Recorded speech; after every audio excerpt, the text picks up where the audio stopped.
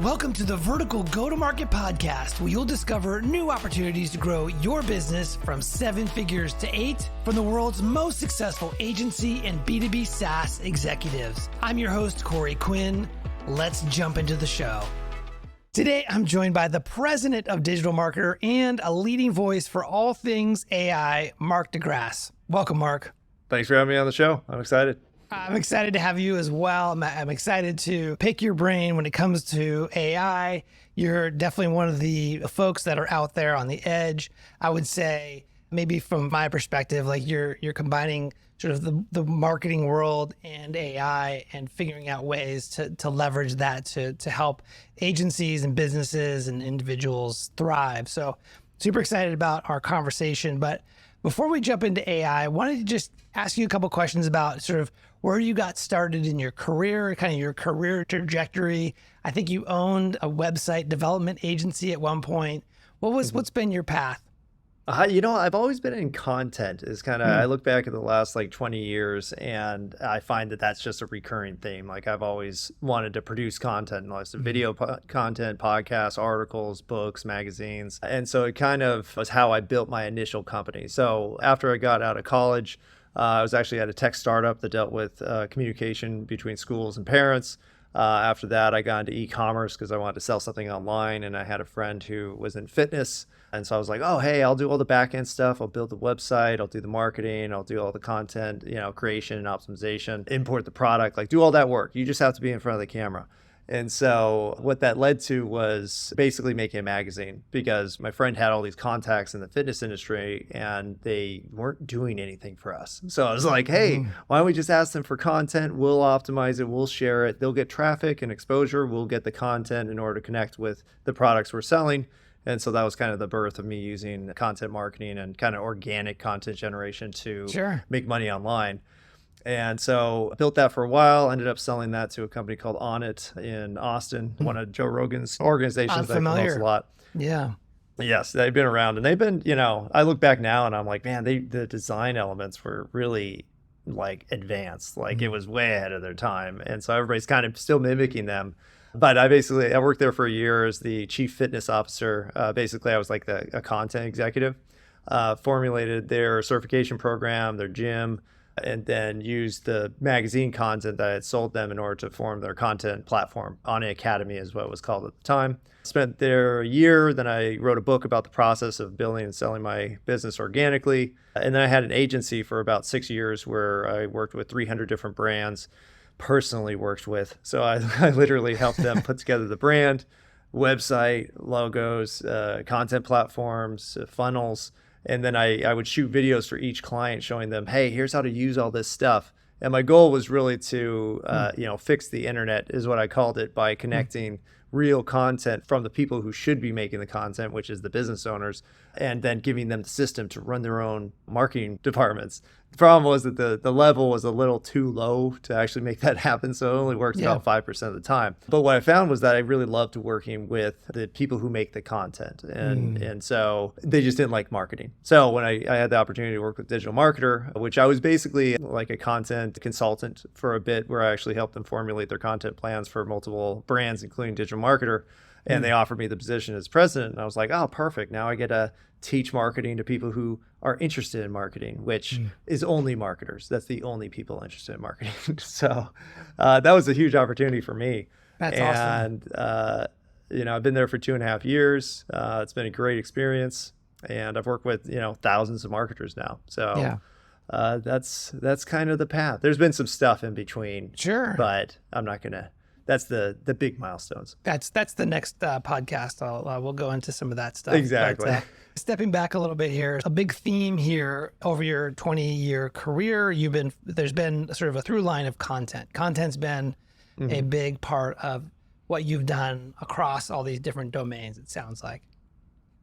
Exactly. Well, what I found with content, and this is kind of a realization I just had recently, is that it's the most honest form of marketing. Because if you think about what it takes to make content, you're really delving into the principles of a business, their connection with their audience, their desire to share value through information with their customers and their potential customers.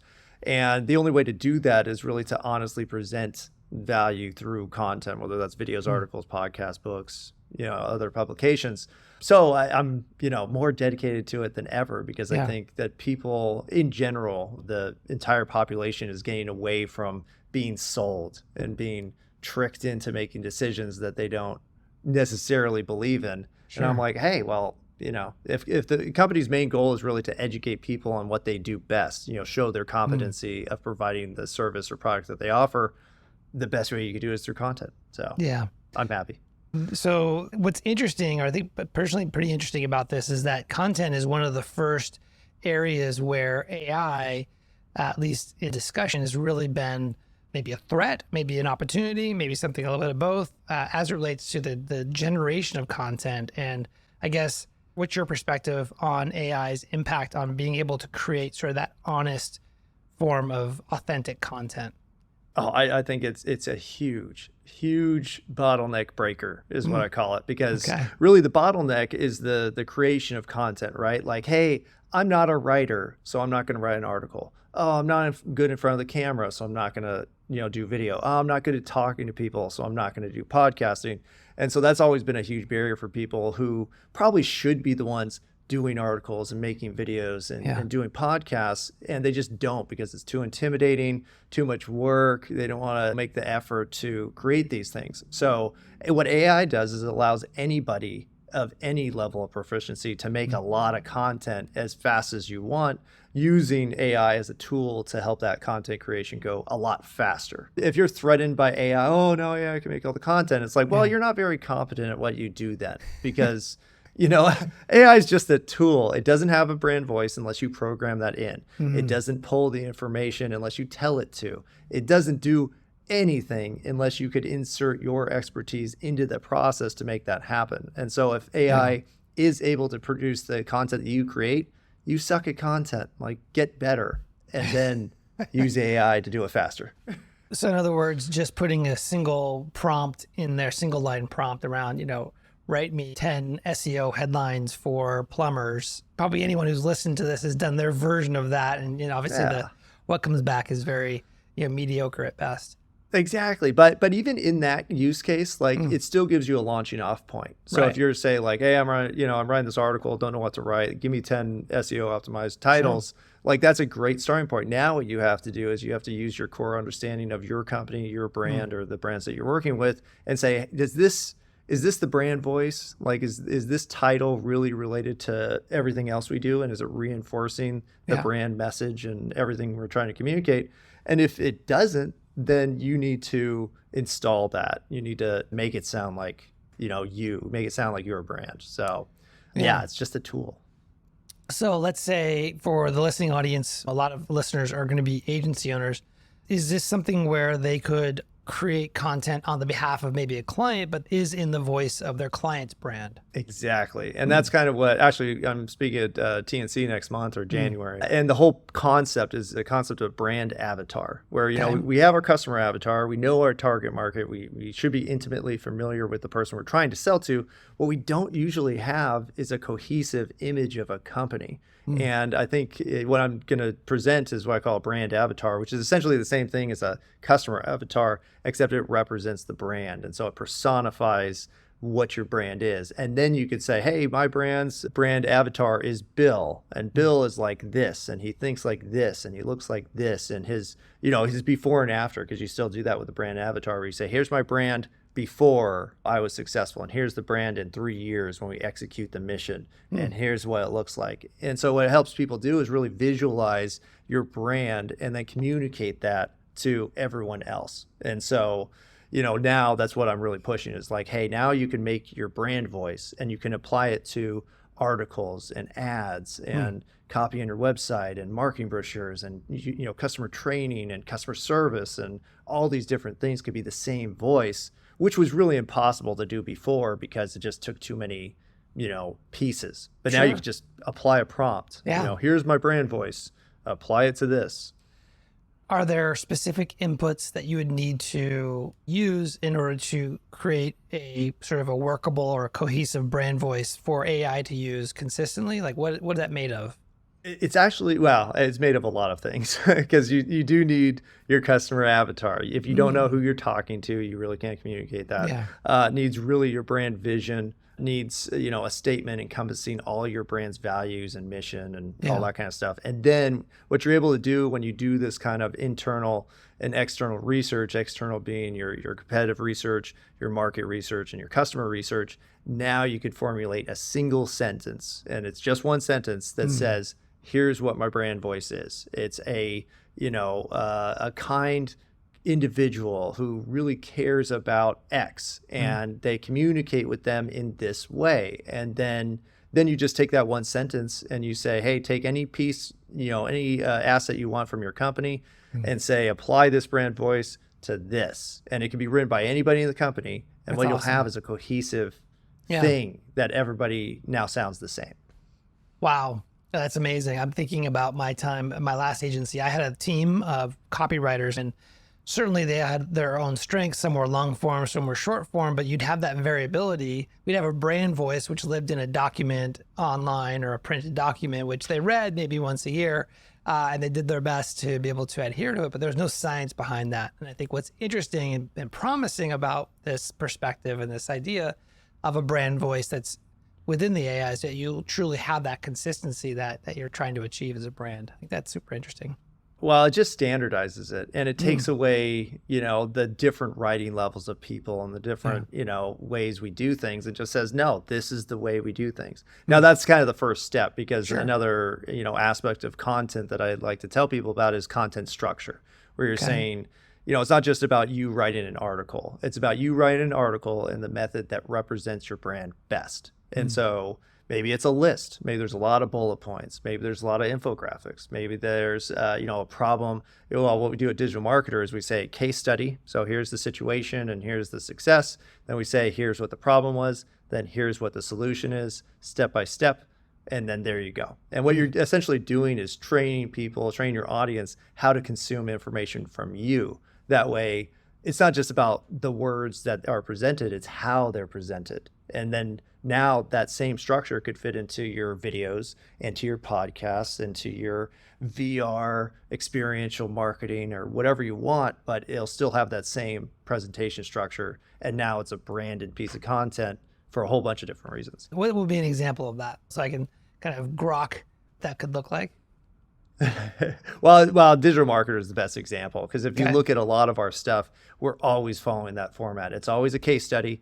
We always say, here's the problem. We always say, here's the solution. And then we have like next steps is what we put at the end of every presentation, where it's just okay, here's all the information.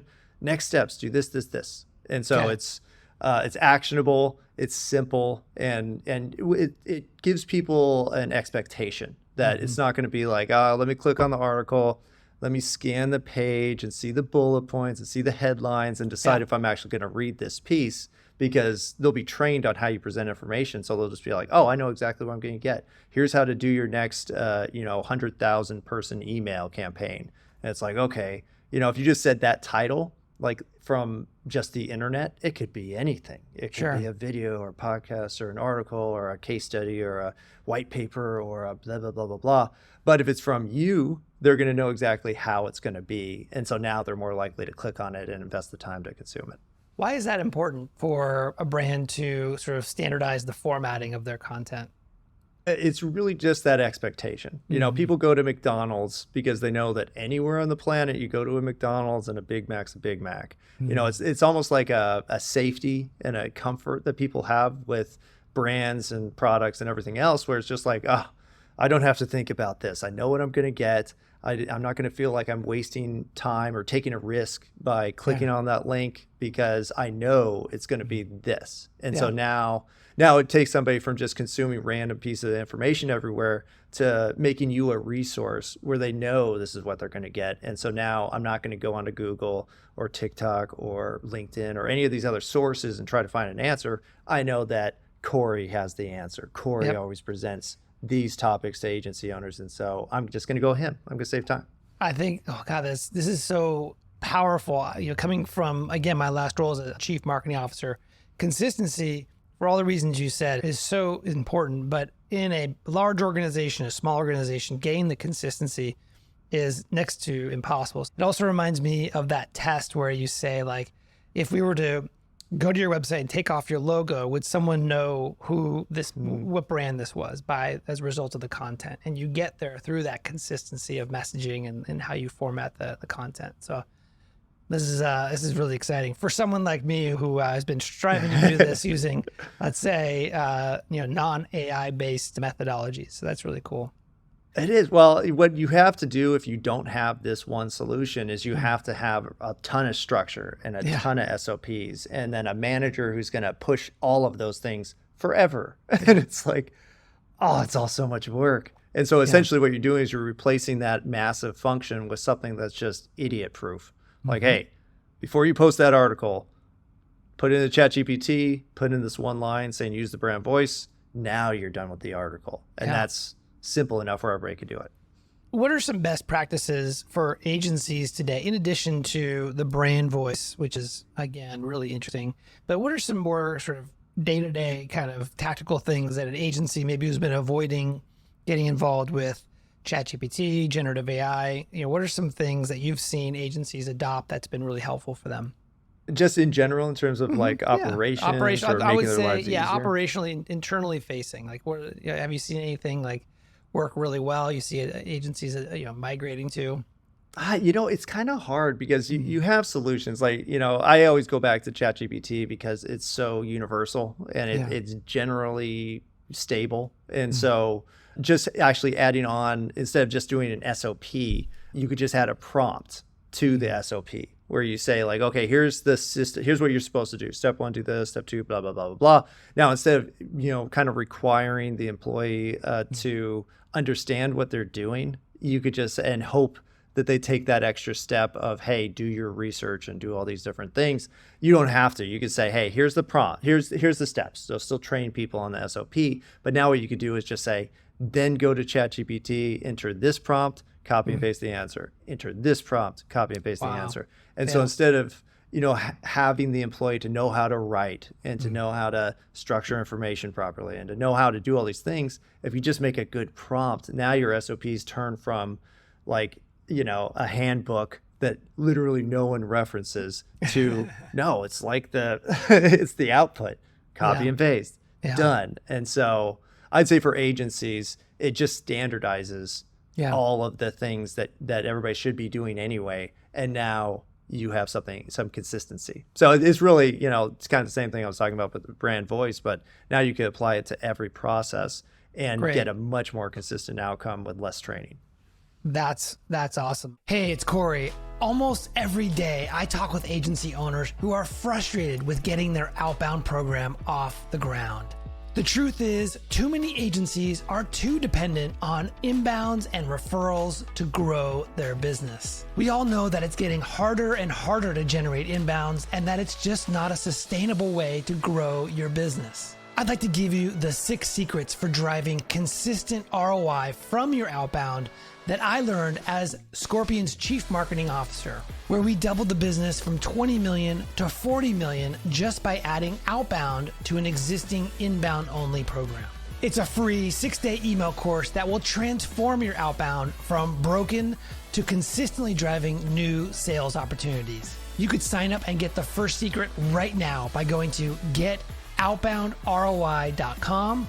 That's getoutboundroi.com. Now, back to the show. I have a question that one of my agency clients asked, and I'll ask it to you and see if this could be interesting. So one of the questions that she had was, there's a lot of talk about, how AI is impacting sort of agencies when it comes to content marketing. But is there anything that will become, based on your perspective, that will become more important as a result of AI? For example, will in-person experiential events become more valuable so consumers can have a real experience? Oh, that is a great question. Well, 2 things. I think that eventually we'll be way more virtual, right? I think one of the presentations I gave recently, I talked about HeyGen and its ability to translate your voice into any language. And so now you could communicate, and when I say any language, you just think, oh, well, I could read translated subtitles. It's like, no, because what happens when you use subtitles for translation is you're losing the context and you're losing the voice that you're giving. And so what HeyGen does is it uses your voice, number one. It translates it in a more conversational manner, so it's not like a formal translation. And then it moves your mouth with the words. And so now it looks like I speak, I've done Spanish, Portuguese, German, Dutch, and I've actually taken these videos and given them to native speakers. And I said, hey, does it sound like I speak this language?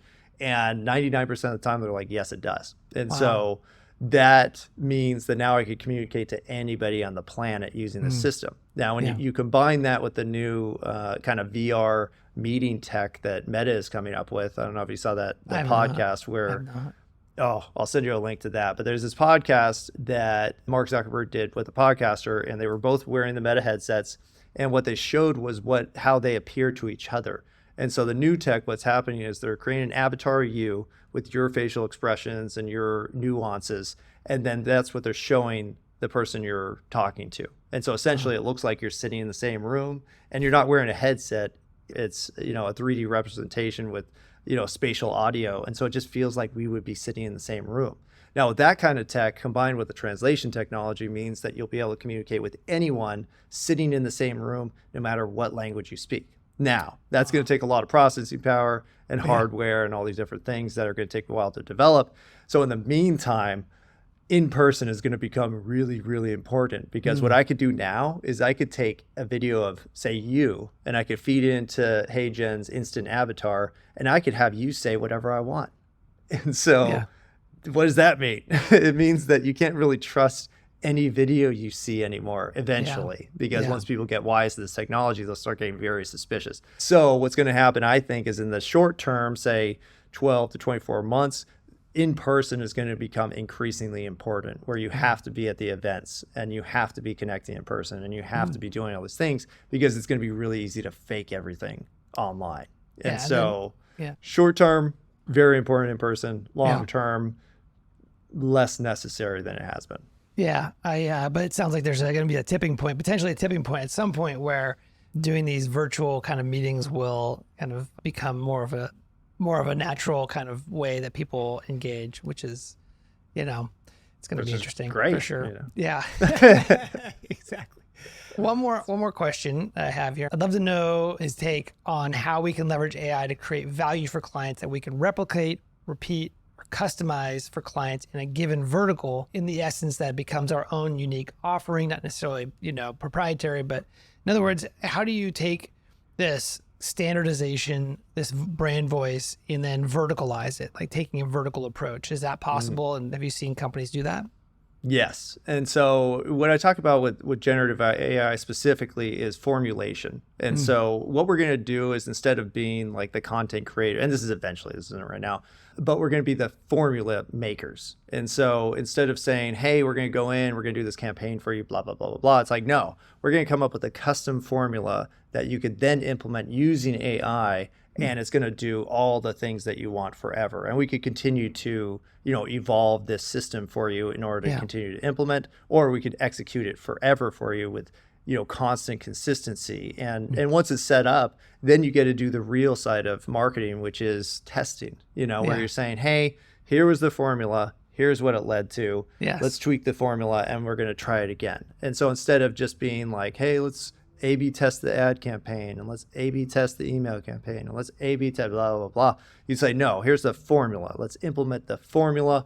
All that crap's going to be automated. And so now we get to work on strategy constantly, and, innovation for the future and results. And that's really what we like to do versus making the crap all the time. Exactly. You don't like to make writing the blog time. post. Right. Exactly.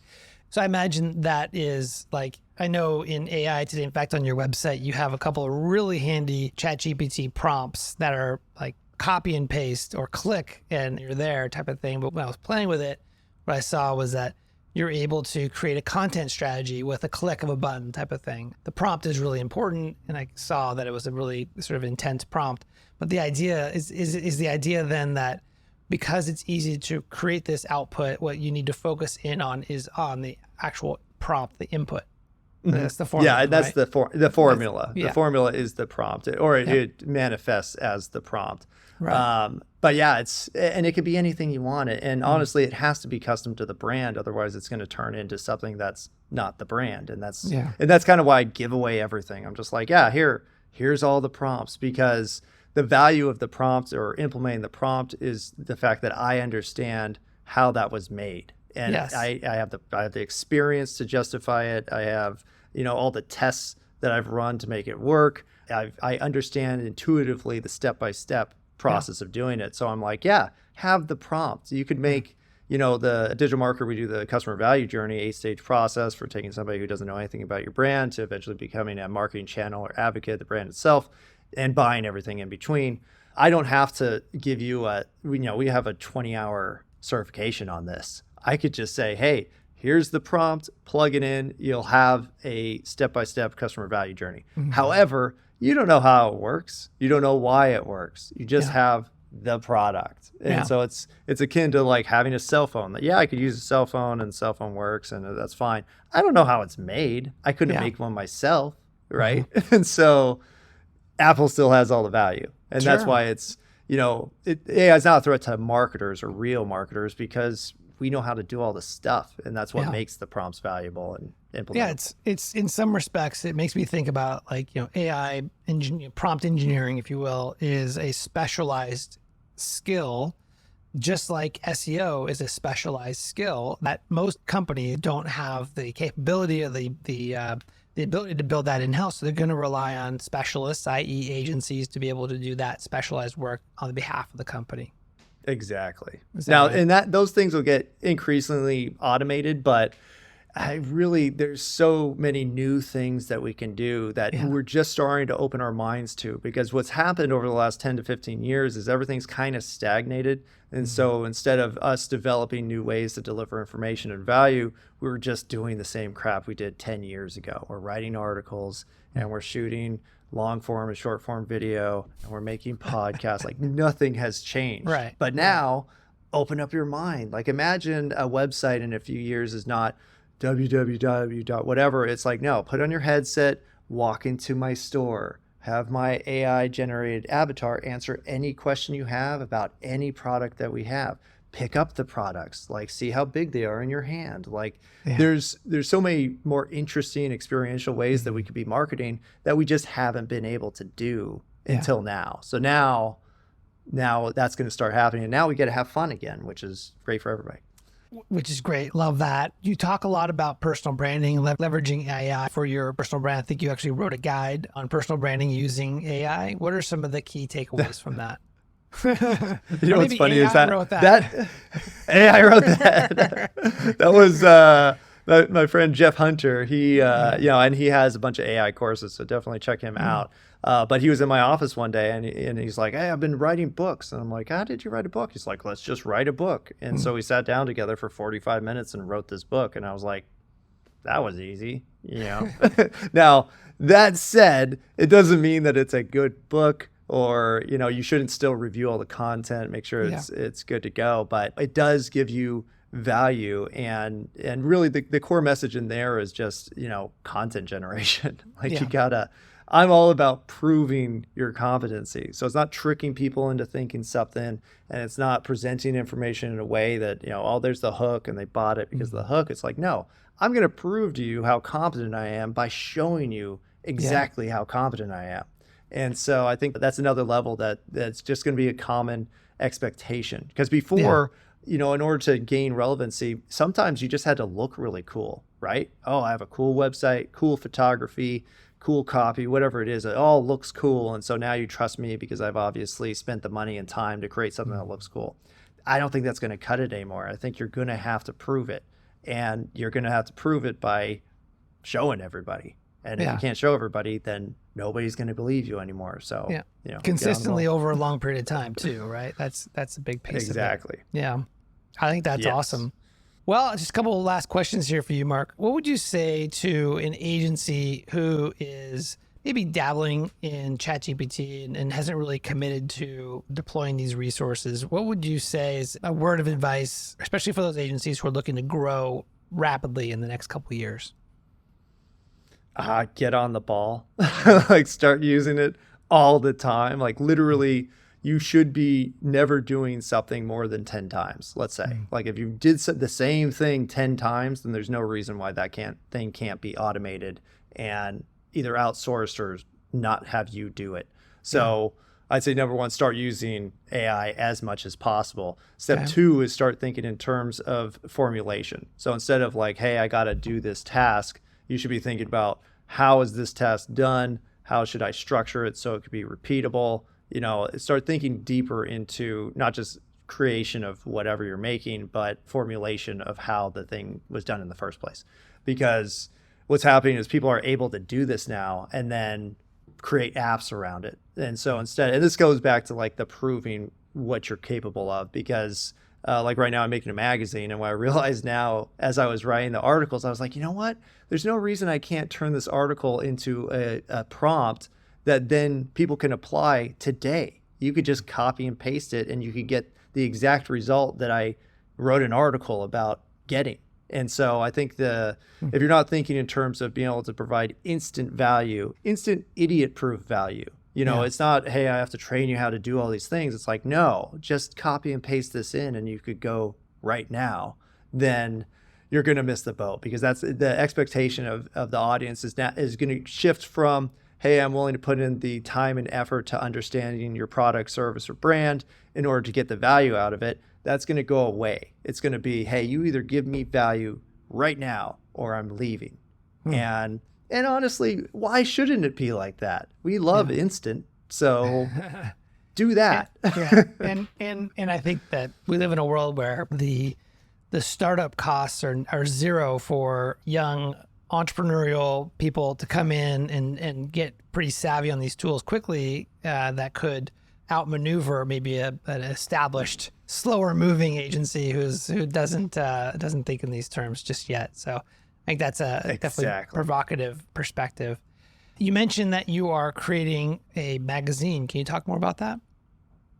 Yeah. So it's called Magazine Mark, which doesn't sound very clever, but it's part of my brand. And so I'm making Podcast Mark, and I could make anything else Mark, and then it's all consistent. And so I call it a personal magazine, which is basically my top content and kind of accomplishments from the last year in article format in a magazine. So it's not boring. It's presented like a magazine. It's interesting. There's cool visuals. There's links to different, things, different types of media you could connect with. And it's all me. So it's all my links, and it's all my affiliate programs, and it's all my partners. It's everything all wrapped into something that is presented as just a, educational piece of content. But now you could carry it around and you're not going to throw it out because it's a magazine. If you haven't read the whole thing, then there's still value in there. So you're going to hold on to it. You're going to read it when you're in the airport, and you're not going to throw it out. So it's like the perfect marketing tool, plus personal brochure, plus way to get yourself out there in an organic format, which is what we all want to do. And it's curated by you. And that's super creative and innovative. Now, where were these magazines? Are this kind of the thing where you would distribute them to newsstands, or are they more sort of print on demand, or is this all digital, or how's this actually work? Well, technically it's whatever you want it to be, but everybody thinks in terms of distribution. I'm like, man, distribution is hard. You're talking about, because what people don't realize is when you say, like, a magazine says like, oh, we have 2 million distribution, that doesn't mean they sold 2 million magazines or that 2 million people picked up the magazine and read it. It means they sent out 2 million magazines. Right. And so what happens with something like Barnes and Noble is they might say, hey, send us 50 issues of the magazine, and they'll only pay you on the issues that they sell. The rest literally go into the trash can. And so that distribution doesn't even mean anything. And on top of the fact that it's just really, really expensive. So for this, it's digital. So it's a lead gen tool. And then if I go to a conference or something, I could print out 50. I use a company called shortrunprintingltd.com. If you want to check that out, it's the cheapest way to produce this type of content. And they'll get you your copy of your magazine in like 2 days. And so you could literally, oh crap, I didn't make anything for this event. Print out 50 copies, send it to the hotel in 2 days. Amazing. And now you have something to hand out. And there you go. So cool. Local distribution. I love that. I can't wait to go to bump into you at another conference and get a copy of Mark's magazine. Hey, I'll be at TNC. I'll have some there. Last question for you. What's your motivation? My motivation now is to work as little as possible to get the money I need to do the stuff I want to do. I think for the longest time, it was just like, get successful and get rich. And, the older I've gotten and a lot of the transformation work I've done, I'm like, that doesn't mean anything to me. Like, I don't care about stuff. Money for me is security and freedom versus the thing that I need, like the validation I need to, I'm an important person because I fly in a private jet or do something like that. I'm like, no, your value is growth. And so really for me, I think that's the one word. I would say growth is it. I want to learn as much as possible. I want to become, the most amazing version of myself so I could help as many people as possible. And that's the motivation. I love that. I think it's authentic in how you showed up today. You've been very generous with what you've shared with me and the audience, and you bring so much wisdom and perspective and just really cool things you got going on. So I want to thank you so much for joining me. Thank you for having me. For coming on the pod. And where's a good place for folks to get in touch with you if they want to talk shop about AI and learn more about you? I say markdegrasse.com. That's the main place. And I have all my links and all my articles and everything's free. So, take it, use it. If you could tag me, if you post it. A friend of mine, Norm Farrar, he's one of the Digital Marketer faculty members. He posted a prompt that was mine. I'm like, Norm, that was mine. You can have it, but just give me a little tag. That's fine. Yes.